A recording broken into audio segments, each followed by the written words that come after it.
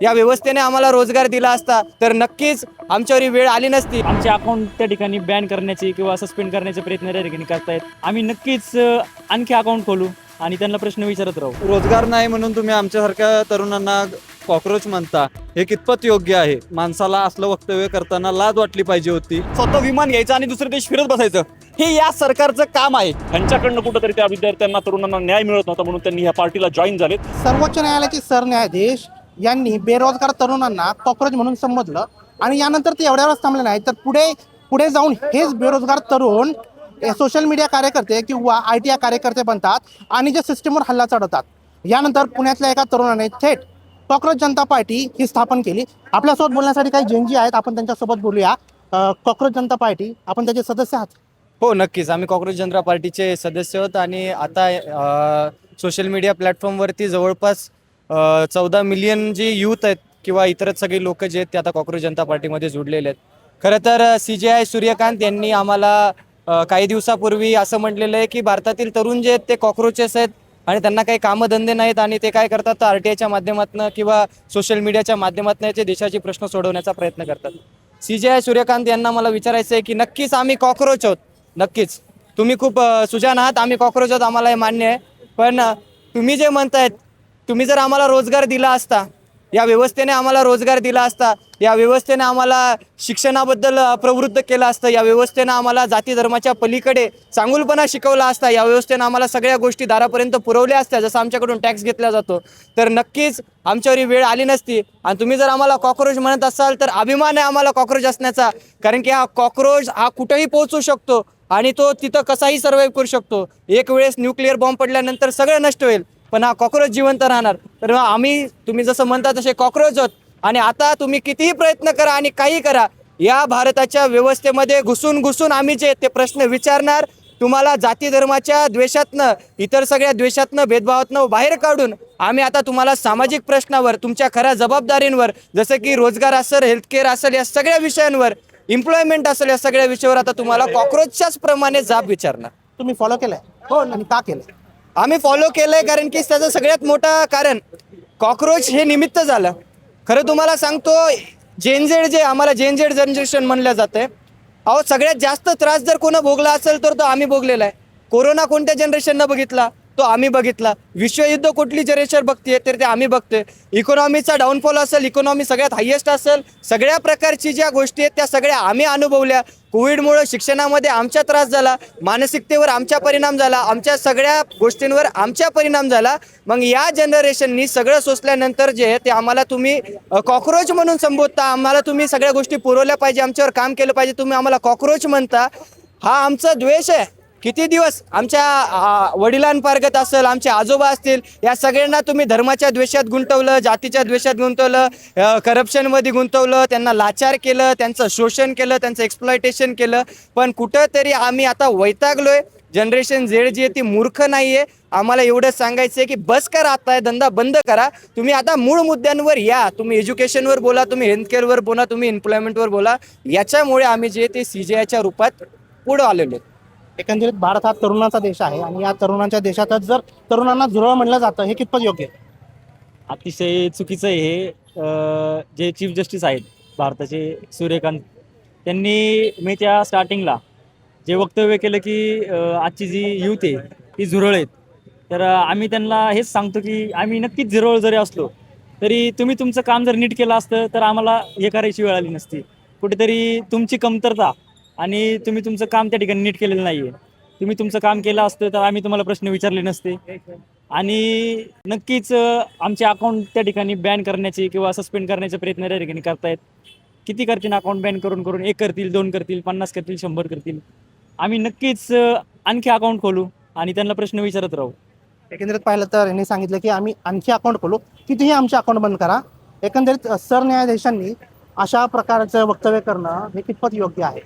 एका सर्वोच्च पदावर बसलेल्या व्यक्तीनं अशा प्रकारचं एक गाफील वक्तव्य करणं एकतर चुकीचं आहे। मेन म्हणजे युवांच्या प्रश्नांवर युवांना एज्युकेशन द्या, तुम्ही शासनामार्फत काय देता येईल ते बघा, रोजगार द्या। ज्या रोजगार नाही म्हणून तुम्ही आमच्यासारख्या तरुणांना कॉक्रोच म्हणता, हे कितपत योग्य आहे?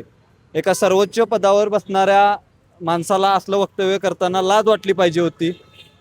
एक तर मला त्यांचं पहिला एक युवा म्हणून विद्यार्थी म्हणून त्यांचा आभार मानायचे आहेत की जे भरकटलेले तरुण होते त्या सर्व तरुणांना एकत्र आणण्याचं काम ह्या चीफ जस्टिसने केलेलं आहे. त्याबद्दल सर्व विद्यार्थ्यांच्या मार्फत सर्व युवांच्या मार्फत त्यांचं मी अभिनंदन करतो.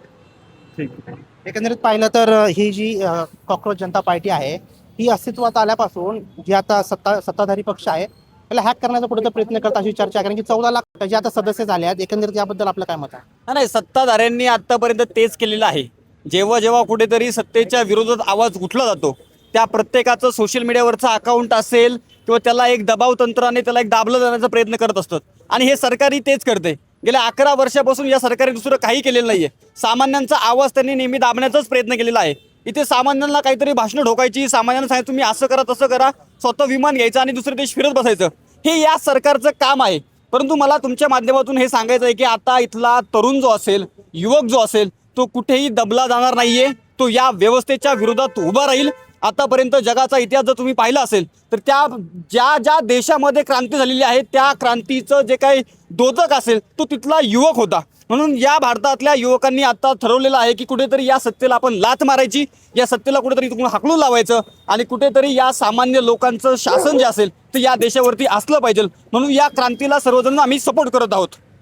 दादा, हा फक्त काही काळ चालणारा ट्रेंड आहे का? अजिबात नाही. कारण काही जण जे राजकीय पक्षाच्या निगडीत आहेत, सत्तेत आहेत, ते याची खिल्ली उडवत आहेत की हे तात्पुरतं आहे, रात्रीची लाईट असोच तोपर्यंत हे जुरळं आहेत, एकदा लाईट गेली की हे पळून जाणार. परंतु असं होणार नाही. हे कुठंतरी परिवर्तनाची नवीन नांदी आहे. एवढे लोक जर करोडोमध्ये या सोशल मीडियाला फॉलो करत असतील तर कुठंतरी या देशातल्या विद्यार्थ्यांना, युवकांना आणि नागरिकांना कुठंतरी नवीन परिवर्तन हवं आहे, नवीन काहीतरी हवं आहे. कारण या सगळ्या महागाईच्या ह्याच्यात शेतकरी आज आत्महत्या करतोय. आजपर्यंत शेतकरी आत्महत्या करत होता, आता सामान्य शेतकऱ्याची पोरंही आत्महत्या करायला लागले. जे शिक्षण घेण्यासाठी पुण्यात येतात तेही शिक्षण विद्यार्थी आत्महत्या करायला लागले. त्यामुळं कुठंतरी आता हे चुकीचं चाललंय. त्याला कुठंतरी परत परिवर्तन घडवण्यासाठी हा जो प्रकार आहे तो या कॉक्रोच जनता पार्टीच्या माध्यमातून पुढे नक्कीच चालू राहील. खूप मोठ्या प्रमाणात तरुण पाठिंबा देत आहेत, नेमकं काय कारण? एक कॉक्रोच जनता पार्टीने एक देणगी सोडली आहे. या सर्व सुशिक्षित बेरोजगार तरुणांनी एक दिवस पूर्ण रस्त्यावर येणार आहे आणि पूर्ण जी देशात परिस्थिती चालू आहे त्याच्या विरोधात एक मोठं आंदोलन घडणार आहे.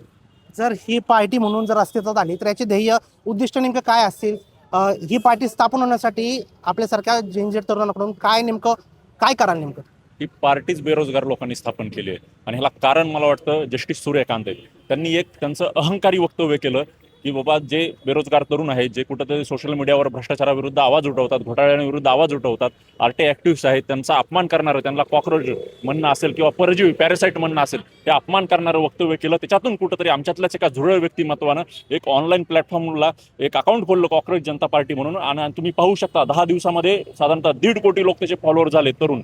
म्हणजे ह्याच्यामधून दिसून येतं की किती मोठ्या प्रमाणावर तरुणांमध्ये असंतोष आहे, त्याला मार्ग मिळत नव्हता. म्हणजे जे प्रस्थापित पक्ष असतील, जे काँग्रेस असेल, बीजेपी असेल, ह्यांच्याकडनं कुठंतरी त्या विद्यार्थ्यांना, तरुणांना न्याय मिळत नव्हता. म्हणून त्यांनी ह्या पार्टीला जॉईन झालेत आणि त्यांनी त्यांच्या ध्येय धोरणामध्ये सांगितलेलंच आहे की आपलं पहिली लढाई भ्रष्टाचार असेल, बेरोजगार ह्याच्यासाठी असेल आणि ही पार्टी रजिस्टर व्हायलाच पाहिजे. तुम्ही आजूबाजूच्या देशामध्ये पहा, नेपाळ असेल, बांगलादेश असेल, श्रीलंका असेल, अशा जेनजी तरुणांनीच एकत्रित येत सोशल मीडियाच्या माध्यमातून सरकारी बदललेली आहेत. भारतात देखील व्यवस्था परिवर्तन हे तरुण करू शकतात. त्यासाठी त्यांनी ह्या ज्या ऑनलाईन प्लॅटफॉर्मला कुठेतरी संस्थात्मक रूप देऊन एक पार्टी म्हणून रजिस्टर करावं व त्याच्या माध्यमातून भविष्यात निवडणुका देखील लढवायला काही हरकत नाही.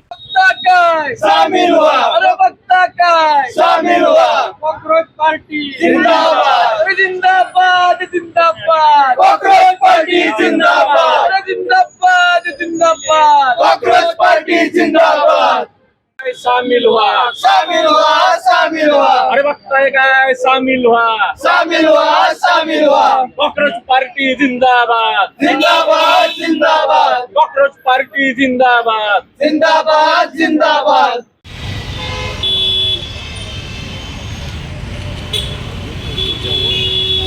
Cockroach party